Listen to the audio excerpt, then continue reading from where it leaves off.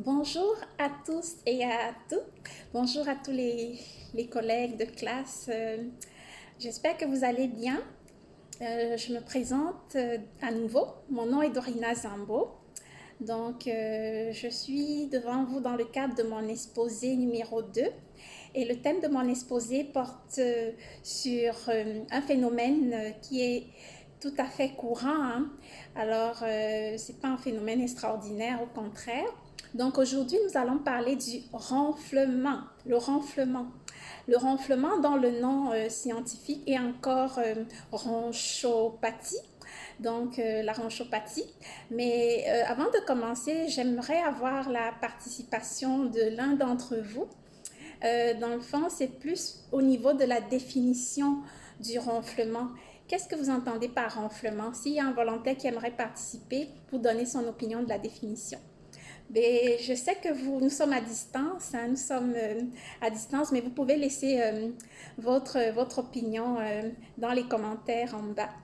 Je sais que vous avez certainement tous les bonnes idées à ce sujet-là. Le ronflement, effectivement, hein, c'est un phénomène, disons, un bruit qui survient pendant le sommeil. Hein. Le plus souvent, c'est lors des inspirations. En fait, il est causé par des vibrations au passage de l'air sur les tissus mous du palais et de la luette. Je vais essayer de vous faire un bruit du ronflement. Supposons que vous êtes en train de dormir et que vous entendez ce bruit-ci. Vous comprenez, hein? C'est ça le bruit du ronflement. Excusez-moi pour la petite comédie, mais il faut bien qu'on passe un peu à la pratique. Donc, en fait, les bruits du ronflement sont semblables à celui des voiles, hein, des voiles d'un bateau qui claquent du vent. C'est ça. Mais avant de rentrer dans le vif du sujet, j'aimerais quand même aborder une petite opinion publique. Hein. J'aimerais parler des statistiques. Dans le fond, c'est de savoir est-ce que le ronflement est un phénomène naturel ou alors est-ce qu'il s'agit d'une pathologie, d'une maladie.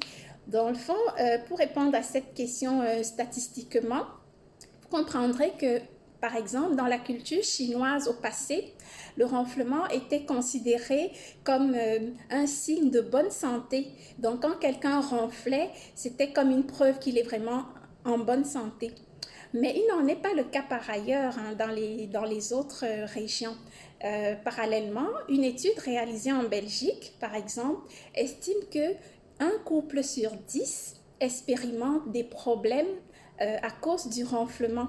Dans le fond, ils ont remarqué que cette situation est à l'origine des séparations de chambre dans les couples, entre les conjoints, et voire même aussi parfois des séparations de façon provisoire jusqu'au divorce. Effectivement, donc le ronflement apporte ces inconvénients-là dans certaines régions, contrairement à d'autres, comme on l'a vu le cas de la Chine et de la Belgique. C'est juste un exemple. Maintenant, rentrons dans le vif du sujet et parlons des causes, hein, les causes du ronflement. Alors, nous savons qu'il y a plusieurs facteurs qui peuvent expliquer le ronflement. En l'occurrence, l'âge, le surplus de poids, une grossesse, hein, parce que pendant la grossesse, on peut prendre un peu de poids. Il y a aussi les amygdales, hein, les amygdales qui se trouvent là quand elles deviennent volumineuses. Nous avons également les polypes hein, dans les voies respiratoires. La congestion des voies respiratoires aussi. Excusez-moi, j'ai dit les polypes, hein, mais en fait, il s'agit des polypes dans les voies nasales. Nous avons des polypes, hein, ce sont des petites excroissances dans les voies nasales qui peuvent empêcher justement qu'il y ait une bonne circulation de l'air. Il y a également la congestion. Tantôt, je parlais de la congestion des voies respiratoires. Hein. Ça peut être occasionné par exemple à la suite d'un rhume. Hein. Donc, fait qu'on ne respire pas bien pendant le sommeil, fait que ça peut occasionner le ronflement. Il y a également la consommation de l'alcool. Il y a de la consommation des tranquillisants et voire même de la drogue. En fait, ça, ce sont les causes du ronflement. Nous remarquons que dans la population en général, 45% des personnes sont des ronfleurs.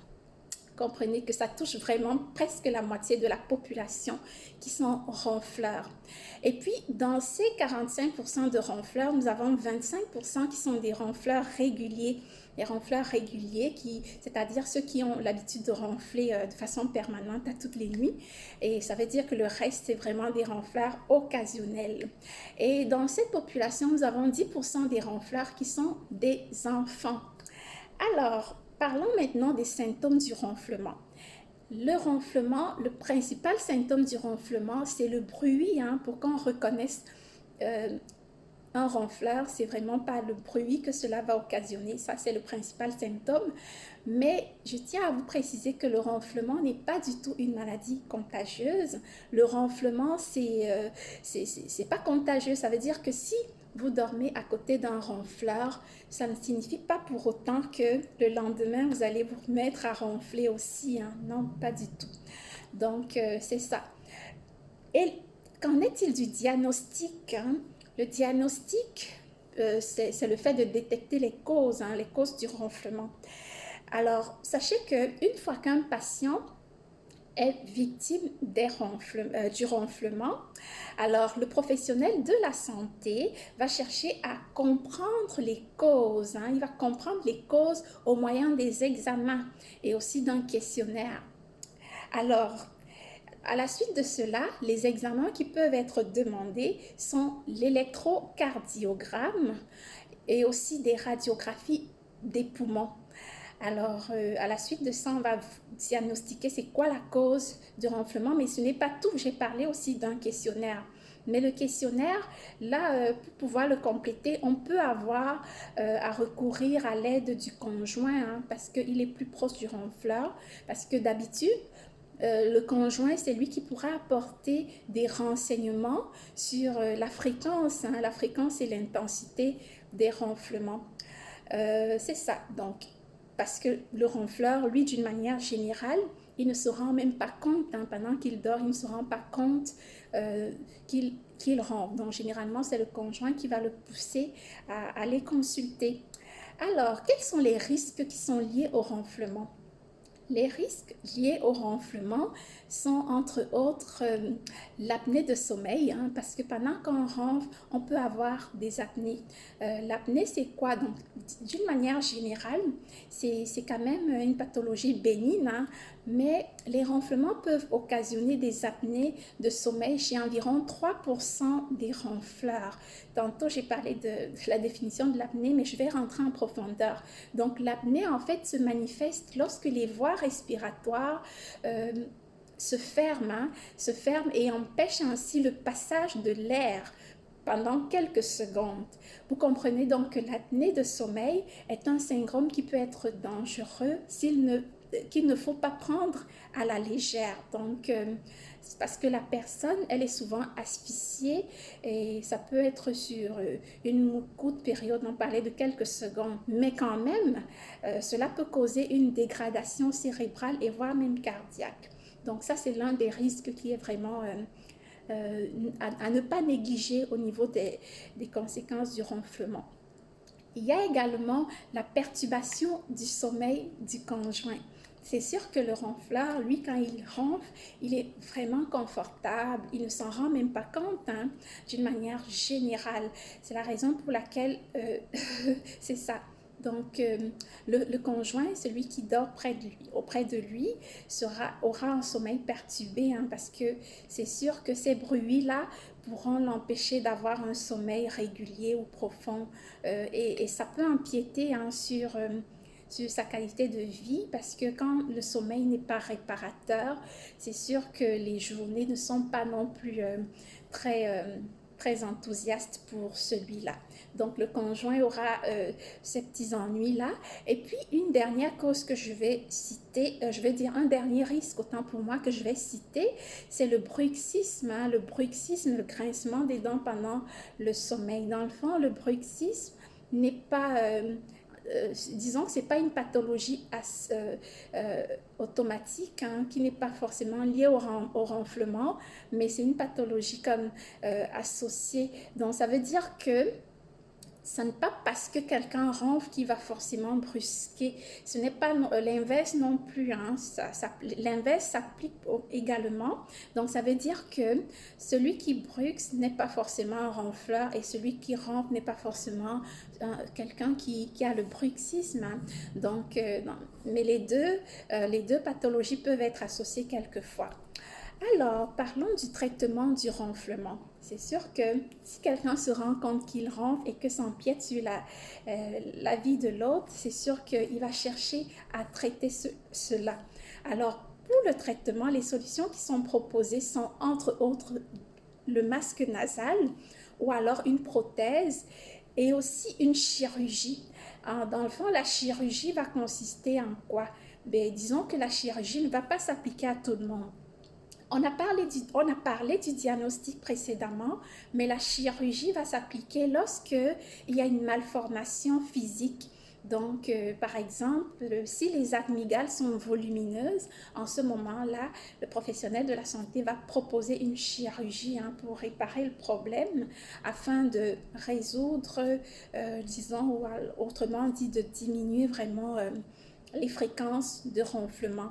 S'il y avait d'autres causes qui sont, d'autres facteurs qui sont associés à cela. Et le plus important, c'est vraiment l'hygiène de vie, parce que parmi les causes ou les facteurs que nous avons cités précédemment, il y avait quelques-uns qu'on sait que si on les améliore, ça peut également apporter des changements au niveau du ronflement. Par exemple, on a parlé de la prise de poids.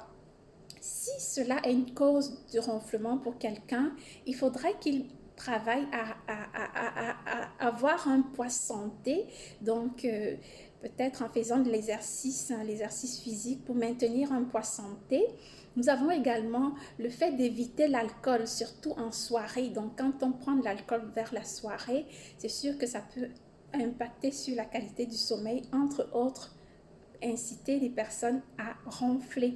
Ensuite, la façon dont on se positionne quand on dort. La position, par exemple, si on dort sur le dos, on est plus enclin à ronfler, tandis que si on se couche sur le côté, oui, ça peut vraiment réduire les ronflements. Il y a également les somnifères. Il faut éviter les somnifères et aussi parlant de la position au niveau du sommeil, il faut chercher un bon oreiller, un oreiller adéquat.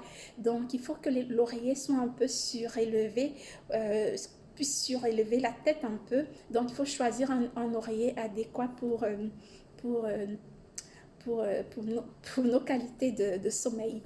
Ensuite, on a également les conditions, les conditions, l'ambiance de la pièce dans laquelle on dort.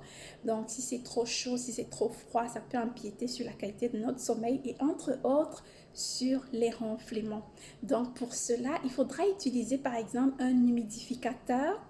Et aussi, il y a des médicaments qui peuvent aider à décongestionner les voies nasales pour nous aider à avoir une bonne qualité de sommeil et, entre autres, éviter les ronflements.